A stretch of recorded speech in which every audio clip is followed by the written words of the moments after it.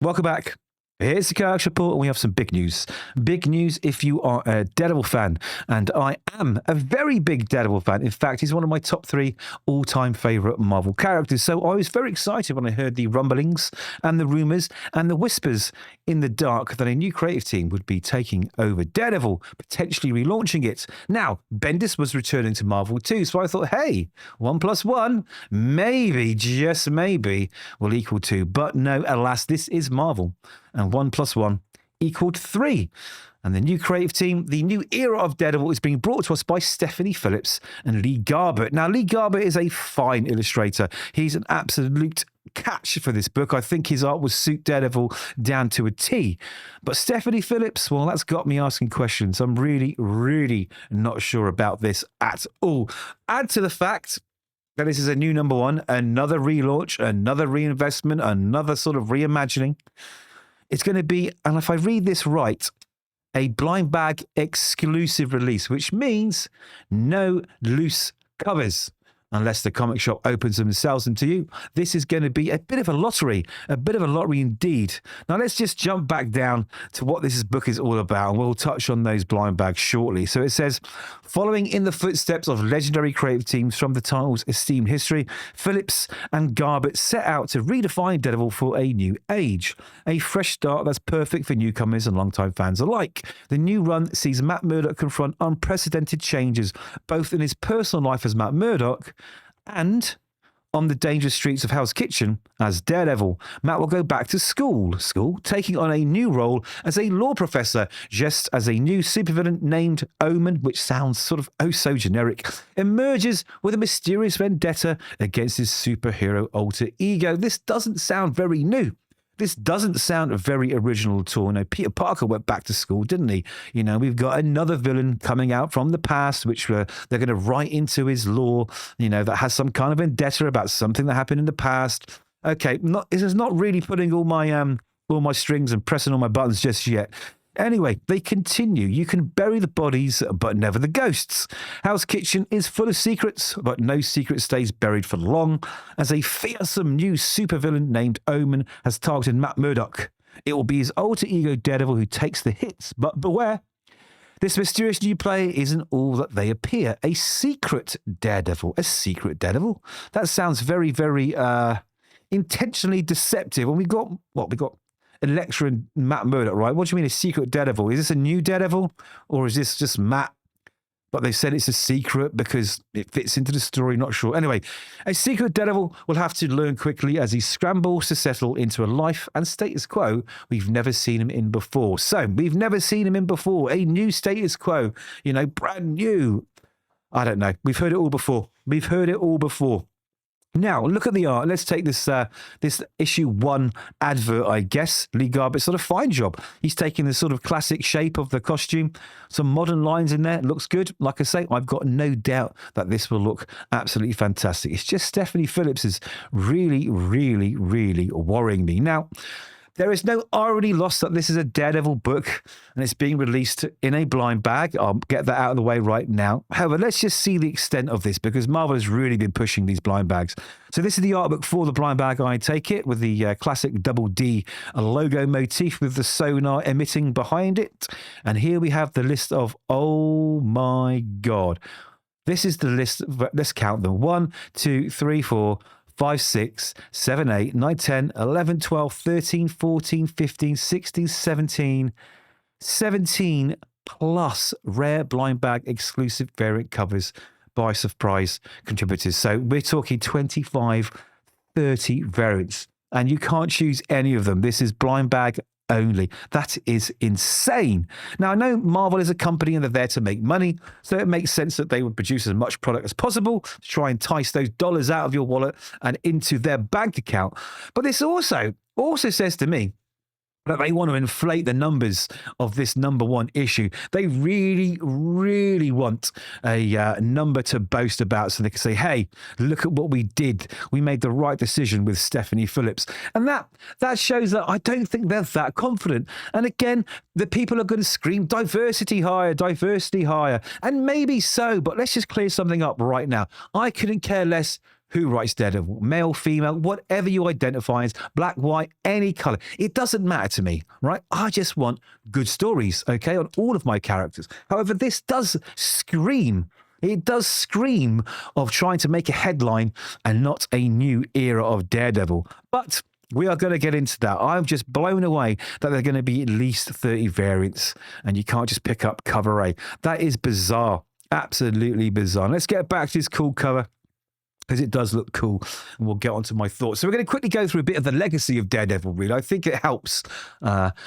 understand where I'm coming from. Now, Marvel Comics, I guess, have always thrived on reinvention, although not so much in the last few years. But a few titles demand reinvention as fiercely as Daredevil. The man without fear has clawed his way from Silver Age obscurity to a cornerstone of street-level heroism, thanks to a lineage of writers who didn't just tell stories, they redefined the moral complexity of Daredevil in his spandex. So when the House of Ideas announced Stephanie Phillips, well, that reaction wasn't universally applauded or lauded at all. I mean, it is a bold pivot. Matt Murdock steps away from the chaos of Saladin Ahmed's run to lecture at Columbia Law School for an enigmatic new villain called Omen, which is oh so generic to shatter his fragile peace with a mysterious vendetta tied to his vigilante past. Now, Phillips, well, she promises noir sensibilities and huge surprises, with Garbett praising her for nailing the tone and heart of Daredevil's world. But you know what? That just sounds like sales pitch to me. Because on paper, it's tantalizing, okay? But dig deeper, and this choice raises a few eyebrows. Now, Phillips, she is a rising voice in indie noir, and I guess she's been given a lot of superhero work, but her track record, well, that's as uneven as Hell's Kitchen's pavement. I mean, some say she's brilliant. I don't think so. I think she's more prone to stumbles that could undermine Daredevil's hard-won gravitas. Now, in an era where this series has been elevated by unflinching masters like Frank Miller, Brian Michael Bendis, Chip Zdarsky, Ed Brubaker, there's a long list, handing the horns to a writer with middling superhero credentials feels less like an evolution and more like a roll of the dice. Again, they are searching for that headline here, and that's what I think this is. Even though Stephanie Phillips has said this is her dream character, but I guess, you know what? If I was back into my writing and Marvel offered me Daredevil, of course I'm going to say it's a dream character. Now, this isn't about gatekeeping. I'm going to repeat it. It's about legacy and why this relaunch might have fans and the devil wanting, because I don't think this is going to be great. I really do want it to be great. So, to understand the skepticism, we need to start with the shadows Daredevil has cast. Debuting in 1964 under Stan Lee and Bill Everett, the book was a scrappy underdog, a blind lawyer flipping through mobsters with radar sensors and a billy club. It simmered in mediocrity until Frank Miller's 1979 arrival turned it into a powder keg. Now, Miller's run culminating in the seismic Born Again infused Matt with Catholic torment, the Kingpin as a colossus of cruelty and themes of redemption, and that made it brilliant. And let's not forget, Ann Nocenti's 1980s run kind of fixed Miller's misogynistic pitfalls and introduced Typhoid Mary with her feminist bite, and that earned in itself, retrospectively, acclaim as an underrated genius creator. These are all incredible runs. But it wasn't just comics. It was a blueprint for adult superheroics, and it earned Miller the unofficial title of Daredevil's godfather. Now, critics rank it among the greatest runs ever, including myself, influencing everything from The Dark Knight Returns to Netflix adaptation. And the torch was passed to visionaries who built on that foundation without compromising the grit. No run exemplifies this more than Brian Michael Bendis' transformative tenure from 2001 to 2006, a sprawling epic that redefined Daredevil as a noir masterpiece of psychological suspense and street-level intrigue. Teaming with artist Alex Maleev, whose stark, shadowy visuals captured the grit of Hell's Kitchen like a crime novel come to life, Bendis elevated Matt Murdock from a solo brawler to a man ensnared in a web of personal and professional betrayals. Now, starting with issue 26, Bendis dove headfirst into Matt's dual life, blending courtroom drama with vigilante peril in ways that felt it was ripped from a John Grisham thriller and crossed with a Scorsese confessional. Again, it was masterful. It was poetry. Now, key arcs like Wake Up exposed Matt's secret identity to the world through a media leak orchestrated by the Kingpin, forcing him into a desperate game of cat and mouse that shattered his alliances and tested his moral core. Bendis also introduced unforgettable elements elements that became cornerstones of the mythos. Maya Lopez, aka Echo, a deaf Native American assassin whose silent fury and tragic loyalty added layers of cultural nuance and heartbreaking pathos to the supporting casts. The Out storyline saw Matt fleeing New York in disguise, grappling with isolation and identity in a way that humanizes heroism without softening its edges. And of course, later chapters ramped up the ensemble dynamics. Foggy Nelson's cancer diagnosis became a gut-wrenching anchor for themes of brotherhood and fragility, while the insidious return of the Hand, the ninja cult, wove supernatural dread into the urban decay. Now, by Bendis's dialogue crackled with authenticity, streetwise quips from lowlifes, tense legalese in depositions, and Matt's internal monologues that peeled back his Catholic guilt like layers of an onion. This wasn't just plotting, it was character archaeology, earning Eisner Awards for its serialized mastery and eventually influencing the Netflix series' emphasis on moral ambiguity and ensemble depth. Now, handing off to Ed Brubaker in 2006 was a masterstroke, and Brubaker absolutely knocked it out of the park, producing another legendary run on Daredevil, and again earning Eisner Awards for its brilliance. Next up, Mark Waid's reboot flipped the script to Century Wonder, making Matt's blindness a defiant strength, collecting more Eisners along the way, and proved that Daredevil could innovate without losing its edge. And it didn't stop there, as no one loomed larger in the modern era than Chip Zdarsky, who escalated the stakes to existential levels. Matt imprisoned, Elektra donning the suit, a crusade against systemic rot. It was hailed as definitive, with crossovers boosting sales, and it also earned Harvey Awards for its probing of faith's fractures. Now, these aren't flukes, and there is a pattern, and that pattern is consistency. These writers delivered thematic depth and sales that justified relaunches. Daredevil isn't a sandbox for experimentation, it's a crucible. And post-Zdarsky, fans crave that intensity, not dilution, and Phillips is entering a coliseum where lesser talents have been devoured. Now, if Zdarsky's run wasn't a blazing inferno of innovation, Saladin Ahmed's subsequent tenure felt like embers smothered in ash, a stark reminder of how quickly Daredevil can falter without a steady hand. Taking Daredevil's reins in 2023, or should I say horns, Ahmed promised a fresh exploration of Matt's fractured psyche amid mystical threats and personal reckonings, kicking off with the arc Hell Breaks Loose, which glimmered with potential. With dynamic action sequences and a dive into Matt's spiritual turmoil, it echoed Miller's confessional tones. But promise curdled into frustration very, very quickly, and what began as a taut horror-infused narrative devolved into a meandering slog, criticised for lacking direction and emotional punch. Arcs like the extended clash with Bullseye, which were introduced prematurely, I think, in the third issue, just jumped the shark, turning a once menacing assassin into a cartoonish foil that undercut the stakes. Now, reviewers lambasted the storytelling as boring and devoid of vision, with Ahmed seemingly misunderstanding the character's core. Matt's vigilantism isn't just spectacle. It's a soul-wrenching tightrope between justice and damnation. Now, instead, the book leans into overly preachy religious themes, Cornwall sermons amid the shadows that felt forced rather than profound, alienating readers who craved Zdarsky's radical edge. Now, fan discourse amplified the dismay, and as sentiments poured in, the run marks the first generally bad Daredevil in decades, and that's a quote. And another one, a thoroughly disappointing fumble that started strong but ended in a horrible whimper. Now, one common complaint was it was too happy and insufficiently gritty, stripping the noir and heart from Hell's Kitchen and leaving Matt adrift in superficial conflicts. Sales reflected the slide, dipping below expectations and prompting whispers of an early end, with essays and videos hailing as potentially the worst run in the character's history and a cautionary tale of squandered momentum. Now, Ahmed's stint wasn't malicious, but its aimless arcs and tonal whiplash, horror that fizzled into preachiness, left the title vulnerable. And Phillips is inheriting not just a legacy here, but a minefield. She has got a lot to prove.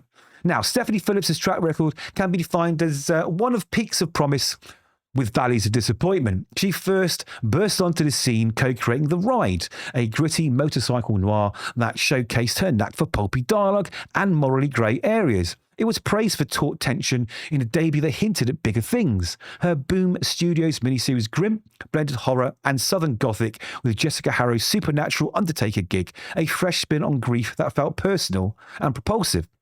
Later, Distillery's Life delivered a sci-fi family drama lauded for emotional layering without superhero bombast, but those are indie books. Those aren't superheroes.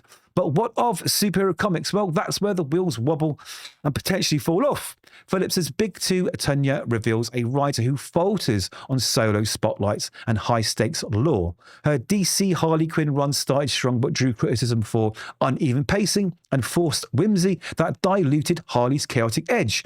Reviewers noted her strength in roguish banter, like Harley quipping through heists, but weaknesses in sustaining arcs and meandering amid crossover fatigue. Now, Marvel assignments exposed even sharper cracks. Rogue and Gambit, a romantic X-Men team-up, was stamped for shallow character work and predictable plots that squandered the duo's history. But there's more fumbles. Black Widow and Hawkeye wasn't great. Her Cosmic Ghost Rider was bogged down by gimmicky humour over pathos. Her Spider-Gwen also offered fresh surprises, but it was hit or miss, and it lacked consistency. Her annuals were outright duds too. X-Men Annual 2023 derided as incoherent fan service. Spider-Man Annual 2022 for flat dialogue, even a recent series was not well received, especially her Phoenix series, which drew flack for mediocre handling of Jean Grey's resurrection. Now, when you add all this up, it doesn't look good. She's not good with superheroes. Moreover, leaving Phoenix mid-run for this great opportunity smacks of opportunism, leaving X-fans in limbo. Daredevil's post-Zdarsky needs stability, not a writer whose ex-office stint was pretty mediocre. Now, Phillips' self-described grounded approach sounds Daredevil adjacent. Omen's vendetta evokes Miller's personal hells, and Matt's professional pivot nods to Saul's legacy savvy. Now, yet her problem is this, her au verve, right? Her au verve suggests a lighter touch, which is very much ill-suited to Daredevil's theological knife edge. Where Miller plumb Matt's guilt as a confessional abyss, Phillips excels in sly banter, but skips on the spiritual reckoning. And that, for me, just isn't a good fit at all. Now, as you would expect, the announcement hit like a billy club to the gut, and fan reaction was one of excitement laced with dread. Phillips fans held it, of course, but the skeptics were louder. The skeptics. Oh, they probably call us skeptics. The skeptics were louder, and they were much more blunt. Okay, they sort of viewed Phillips' hire as being a very underpowered, huge mistake by Marvel. Now, no one's writing off Phillips yet, and as the first woman on a full Daredevil run since the Senti, she could shatter ceilings and prove us all wrong by delivering a Daredevil run to remember for the right reasons. But looking at past superhero work, the cards are really stacked against her.